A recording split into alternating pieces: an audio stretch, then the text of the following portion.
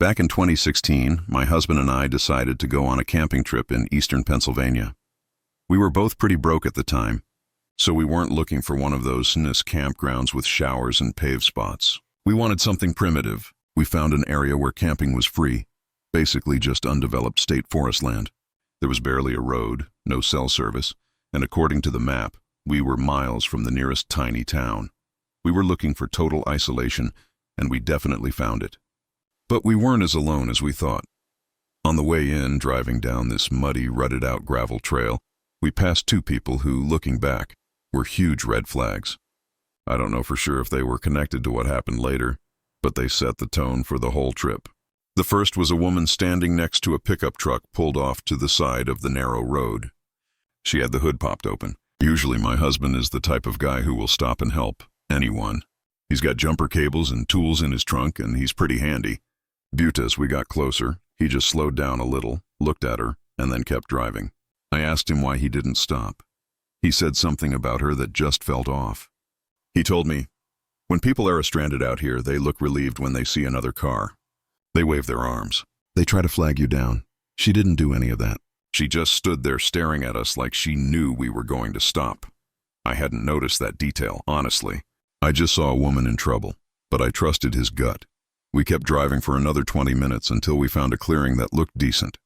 It had been raining a lot that week, so everything was soaked. The ground was basically just mud and wet leaves, but we found a slightly higher patch of ground to pitch the tent. While we were setting up, trying to get a fire going with damp wood for hot dogs, we had our second weird encounter.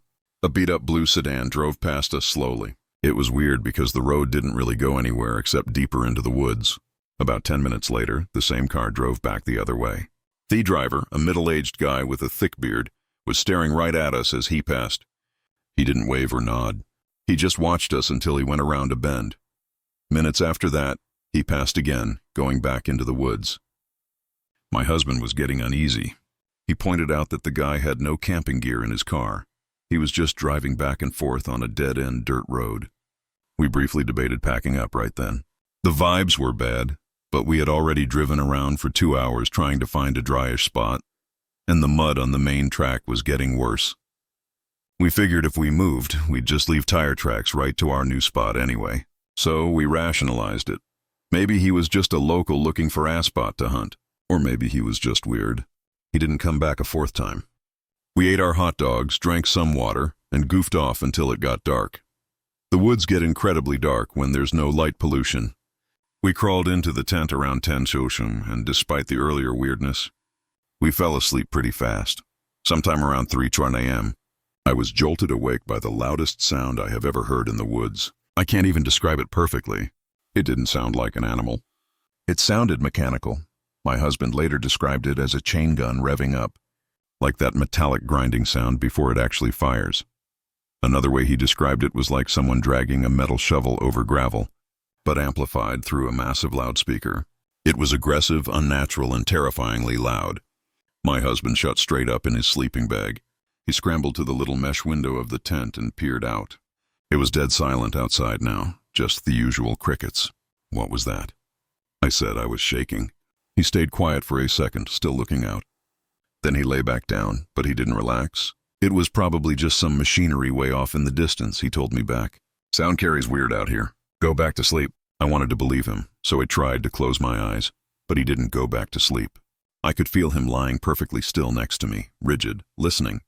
Every little noise outside suddenly sounded like footsteps. A twig snapping sounded like a boot.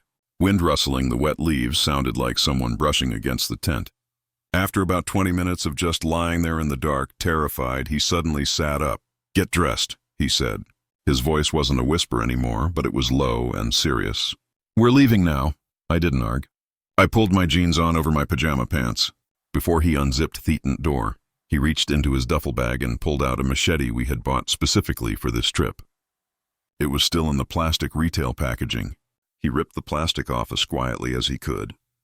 That scared me more than anything else, seeing that he felt he needed it right that second.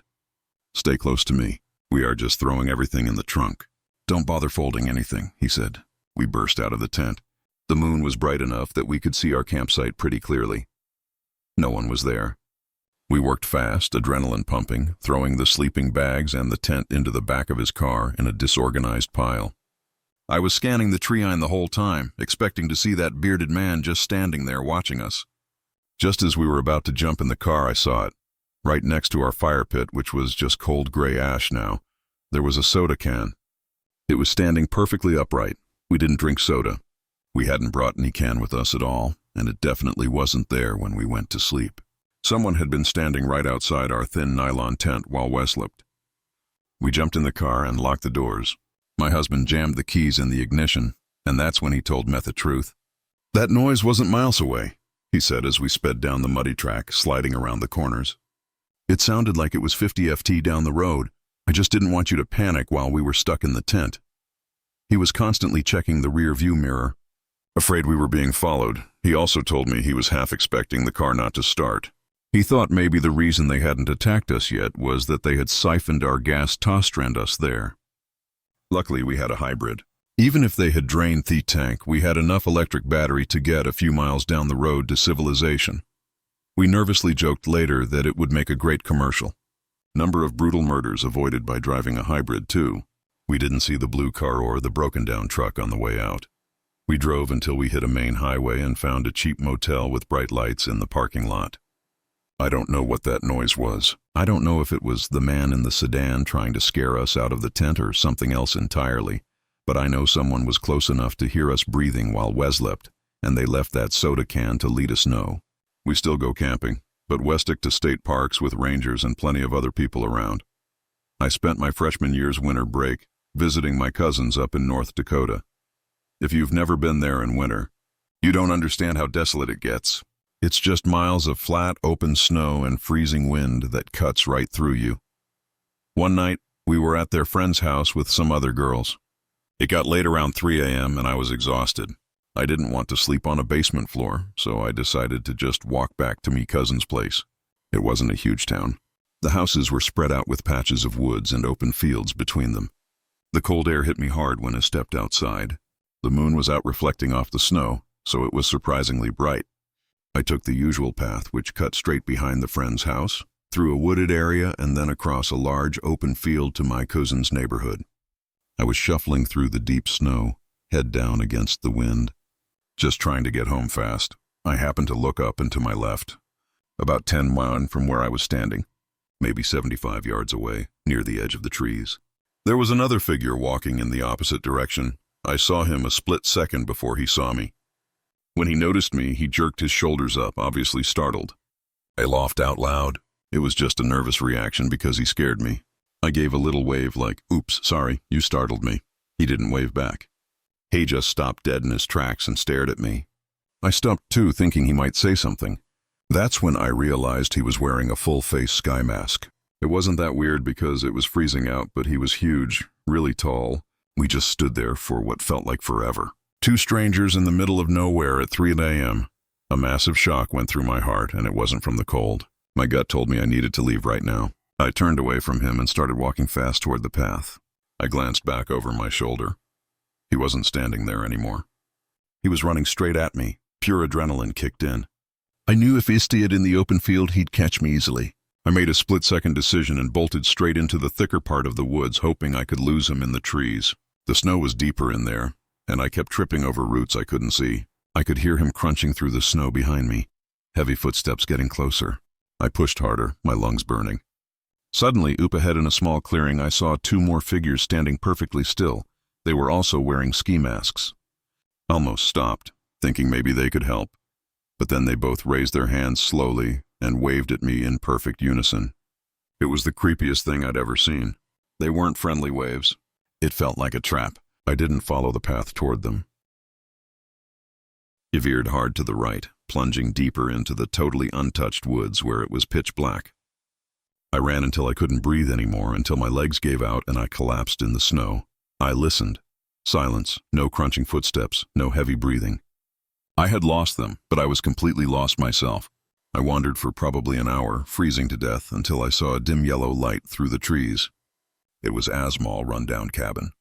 I didn't care who was in there. I was going to freeze if I didn't get inside. I pounded on the door, shivering violently. After a minute, an elderly woman opened it. She looked confused but kind. I quickly explained that I got turned around walking home and was freezing. She ushered me in immediately, gave me a blanket, and made me some hot tea. She was incredibly sweet, exactly the kind of grandma figure you'd want to find. She told me it was too dangerous to walk back now in the dark, but I could sleep on her couch. My son will be here first thing in the morning, she said. He has a truck. He can drive you to your cousin's. I was so relieved I almost cried. I slept heavily, exhausted from the terror. I woke up to the smell of coffee and the sound of a heavy door closing. Good morning, dear, the old woman said from the kitchen.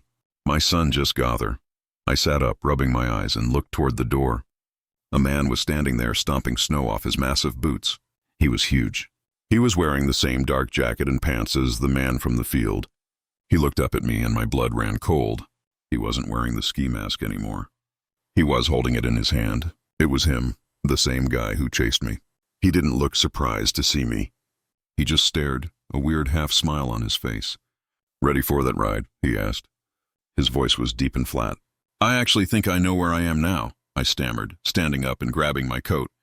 My hands were shaking so bad I could barely zip it. It looks way clearer in the daylight. I'll just walk. Thanks so much for everything. I didn't wait for them to argue. I pushed past him, trying not to touch him, and burst out the door. I practically ran the entire way back to my cousin's house in the daylight. I haven't been back to North Dakota since. I remember when I was 18, just old enough to be considered an adult in our local scout group. It was basically like Boy Scouts, but we called it the Youth Rangers or something similar in our area. The big rite of passage for us was the 3-feather challenge.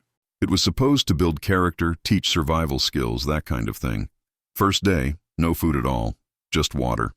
You hung around camp, but your stomach growled nonstop. Second day, no speaking. You communicated with gestures, which was awkward during group activities. The third was the tough one. A full day and night alone in the woods with only a pocket knife and a tarp for shelter.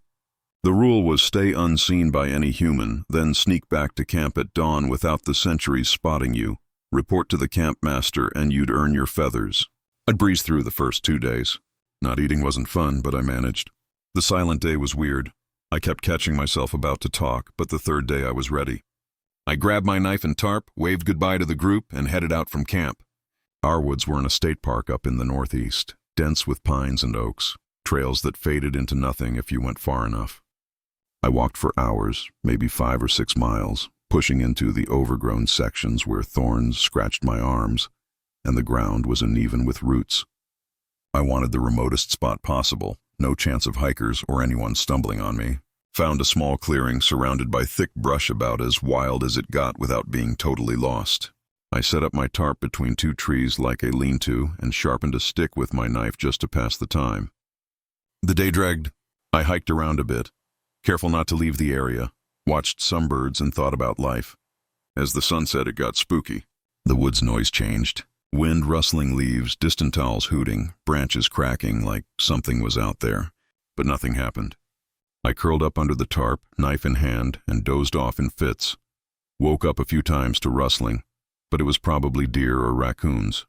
No big deal. Almost dawn, sky turning gray. I figured I'd pack up soon and sneak back, but I was sweaty and dirty from the day before, and there was a lake nearby. I'd seen it on the map, maybe a 4-mile away. Thought a quick swim would wake me up, wash off before the hike back. No one around that early, right? I stripped down, left my clothes by the tarp, and walked barefoot toward the water. The ground was cold, wet with dew, and sticks poked my feet. Got close to the lake edge, pushing through reeds, and that's when I saw them. A group of guys, 4 or 5, out on the bank with fishing poles. Early morning anglers, probably locals. They were quiet, casting lines, and didn't notice me. Damn, I thought. Can't let them see me. Breaks the rule. So I turned back, careful not to make noise, heading to my spot to grab clothes and leave.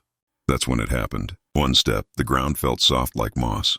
But then it gave way. No warning, just a crunch, and I dropped. Sank up to my armpits in this thick, slimy mess. It was cold and warm at the same time, chunks floating around me. And the smell. Oh God, the smell hit like a punch. Rotten meat, blood, all mixed and fermented. I gagged instantly, bile rising in my throat, tried to pull myself up, but my hands sank into it, grabbing fistfuls of what felt like organs. Slippery and stringy, I screamed. Couldn't help it. Pure panic. It was a pit, maybe dug by poachers. I'd heard stories from rangers, Guys illegally hunting deer, dumping guts in hidden spots to hide evidence. This one must have been there for weeks, rotting in the heat. Maggots probably crawling in it. I was covered, face, hair, everything. Blood and offal stuck to my skin, dripping. I clawed at the edges, dirt crumbling, and finally hauled myself out on my belly, weeping from the stench and shock. Had to get clean. The lake was the only thing on my mind. I staggered up naked and coated in that filth and ran toward the water. Didn't think about the fishermen, just needed to wash it off. My feet slapped the ground, screaming the whole time, tears mixing with the rot on my face. From their side, I can only imagine.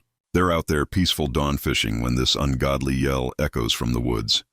They drop rods, run over to check. Maybe someone's hurt in accident. Bushes parted out crawls this thing. A kid-shaped monster plastered in red-black gore, bits hanging off, eyes wild. It's shrieking, sobbing, and then charges right at them. One of them panicked, grabbed a hunting rifle from the ground and fired. The shot whizzed right past me, hitting the dirt near my feet. I screamed louder and dove straight into the lake, heart pounding so hard I thought it would burst. When they saw me splashing, they realized it was just some terrified kid. The guy with Therafil lowered it, shouting apologies. They stood there stunned, and one called out, "Hey, you okay, kid?" Another came closer, face pale, seeing I was human and not whatever horror they thought. I explained between gasps. Scout challenge fell in a gut pit. They helped me out, lent a shirt, and called the Rangers. Failed the challenge, obviously. Got seen big time, but the campmaster let it slide after hearing. Still, that smell haunted me for days. Showered 3 times, but it lingered in my nose. Never went back to those woods. Poachers got busted later and the pit was filled in. But man, that morning felt like hell on earth.